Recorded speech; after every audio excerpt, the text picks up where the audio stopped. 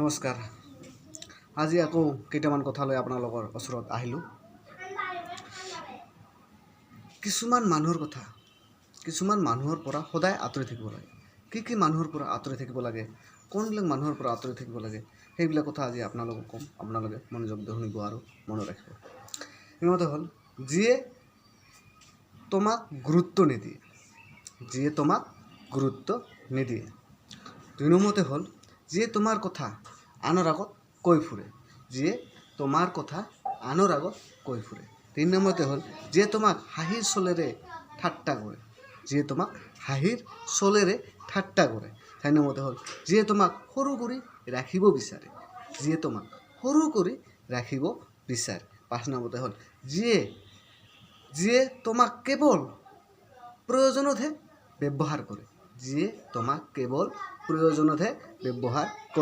6 নম্বৰতে হ'ল, যিয়ে তোমাক সন্মান নকৰে। এইকেইজন মানুহৰ পৰা সদায় আঁতৰি থাকিব, নহ'লে বিপদত পৰিব আপোনালোকে।